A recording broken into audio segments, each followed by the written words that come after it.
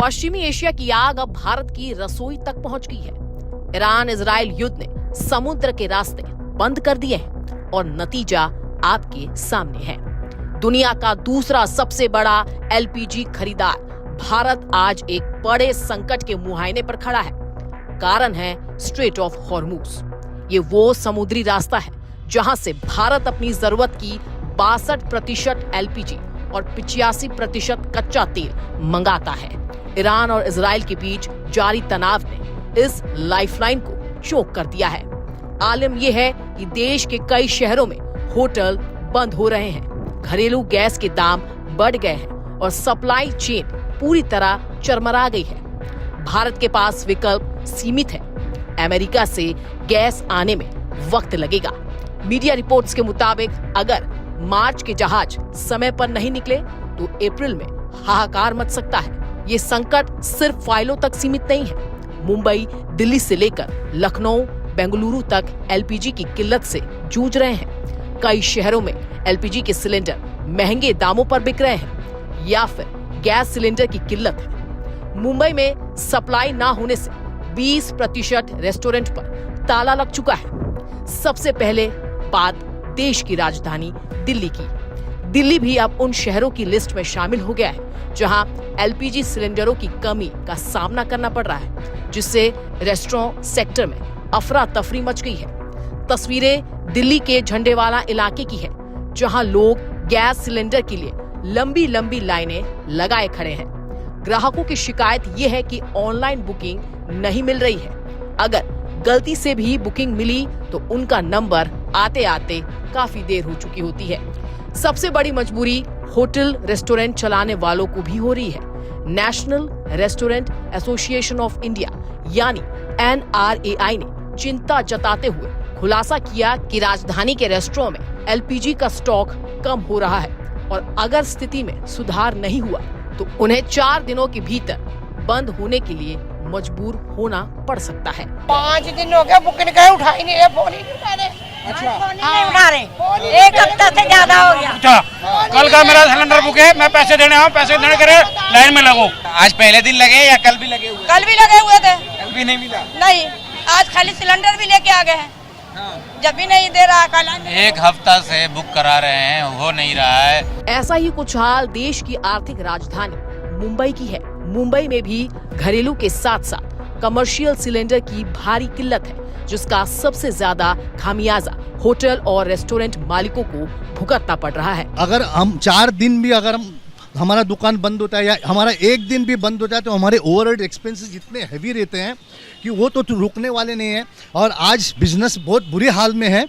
तो इस तरह से एक लीगल बिजनेस वाले को तकलीफ देना ये बहुत दुर्भाग्य है और गवर्नमेंट को इसके बारे में सोचना पड़ेगा कि लीगल बिजनेस को पहला प्रायोरिटी दिया जाए, ना कि बाकी सब चीज़ों को। साइबर सिटी बेंगलुरु का हाल तो और भी बुरा है।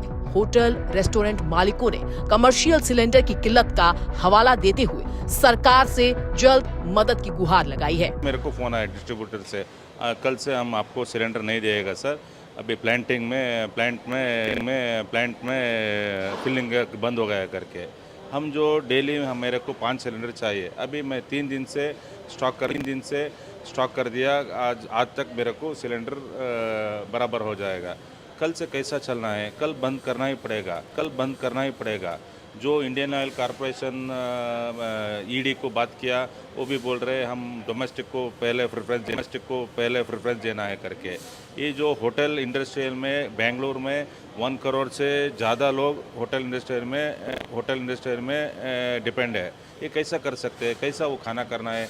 लॉयर से, डॉक्टर से, आईटीबीटी कंपनी वाला है, सब लोग को होटल में खाना ही पड़ेगा। मध्य प्रदेश की राजधानी भोपाल का हाल भी कुछ अच्छा नहीं है।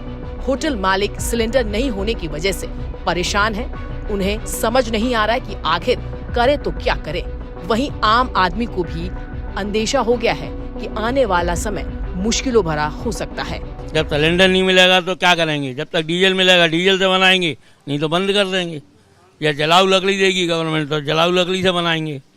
तो अभी आप लोगों के पास पहले से कमी हो गई है सिलेंडर? क्या कमी है? बिल्कुल अब आ कर रहे हैं सिलेंडर वालों ने, हमने मना कर दी, हाथ खड़े कर दिए। तो आप लोगों को जरूरत कितने सिलेंडर्स की रहती है लगभग रोजाना? तीन चार सिलेंडर लग जाते हैं, कभी 2 लगते हैं, कभी 3 लगते हैं, तो काम के ऊपर है। अब नहीं मिल रहे हैं। अभी नहीं मिल रहे हैं सिलेंडर। तस्वीरें चंडीगढ़ के एलपीजी गैस दफ्तर की है, जहां सैकड़ों की तादाद में लोग सिलेंडर के लिए अपनी बारी का इंतजार कर रहे हैं। हमने तो पूरे इतने सालों में यहाँ भीड़ नहीं देखी आज तक। तो ये अभी क्यों है इतना रश? जब पीछे से गैस कम आएगी तो क्या होगा? ऊपर से लोग बुक करा रहे हैं, उनको मैसेज नहीं आ रहा।